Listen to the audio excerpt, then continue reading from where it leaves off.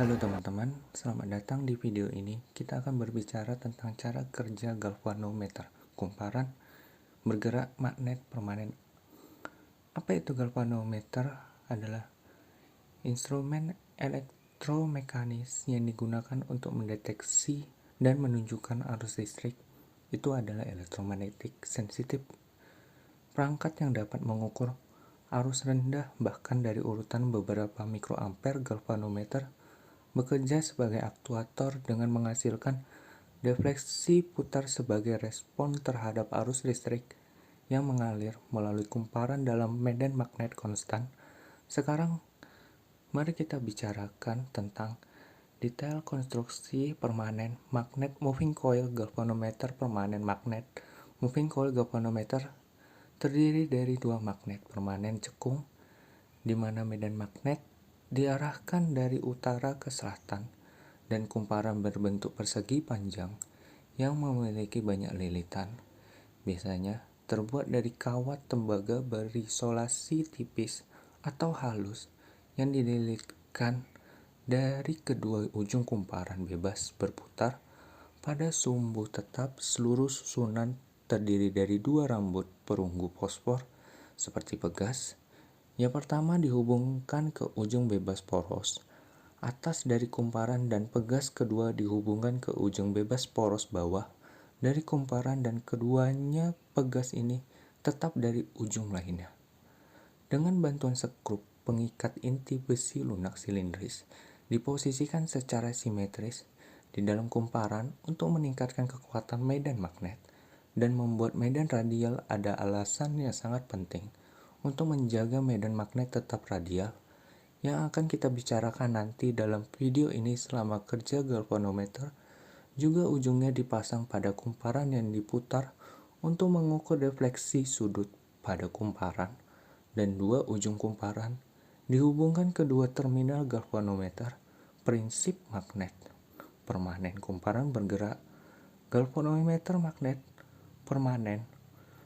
Galvanometer kumparan bergerak bekerja berdasarkan prinsip bahwa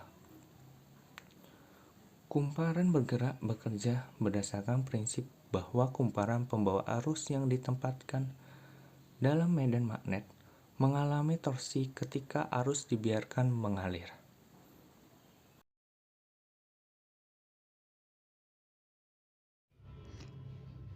Ketika arus dibiarkan mengalir melalui kumparan koil dari A ke B di lengan kiri kumparan dan dari C ke D di lengan kanan kumparan. Seperti yang dapat kita lihat pada animasi bahwa di lengan AB arah arus ke atas dan lengan CD arah arus ke bawah. Sedangkan arah medan magnet dari utara ke selatan untuk lengan AB dan CD. Oleh karena itu, menurut aturan Fleming tangan kiri, dua pasang gaya atau torsi mulai bekerja pada kumparan yang akan membantu dalam berputar kumparan dan menyebabkan defleksi sudut penunjuk.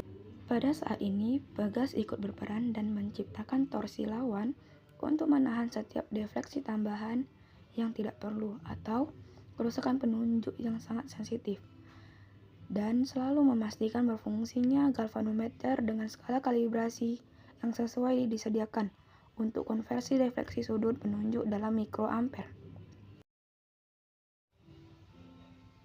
Sekarang, mari kita coba memahami mengapa medan magnet radial ini diperlukan di sini.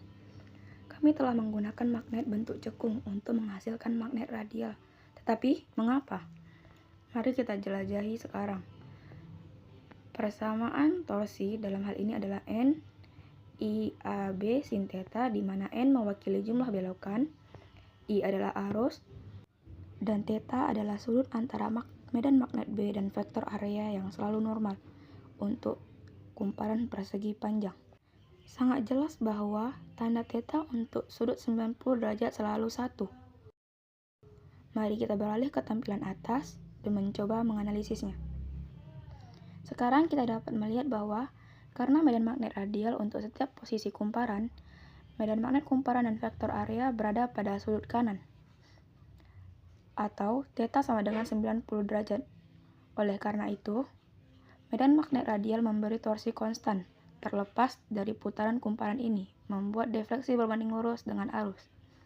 Karena N, A, dan B sudah konstan, dan sekarang theta juga menjadi konstan, makanya sekarang ini I adalah satu-satunya variabel yang memudahkan kalibrasi alat untuk keperluan pengukuran.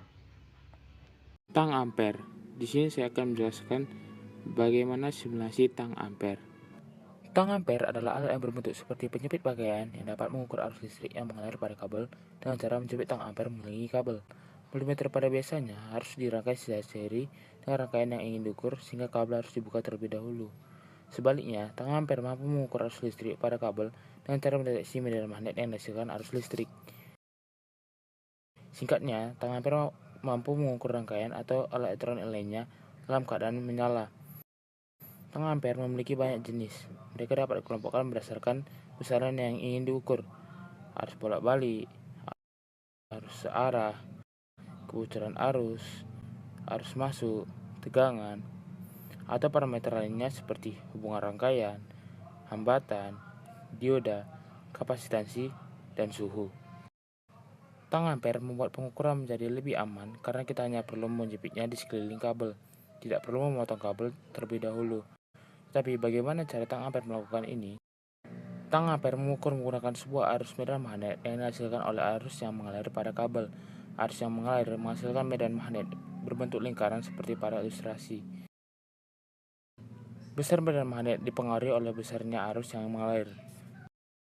Prinsip ini mengikuti arah medan magnet atau yang dikenal sebagai kaidah baut tangan kanan ampere. Tang ampere tersusun oleh komponen pendeteksi yaitu kumparan dan elemen Hall. Tang ampere mengukur arus listrik dengan menangkap medan magnet menggunakan kumparan dan elemen Hall dalam sensor. Oleh karena itu, tang ampere mampu mengukur arus listrik dengan aman dengan menggunakan medan magnet. Sekian dari kami.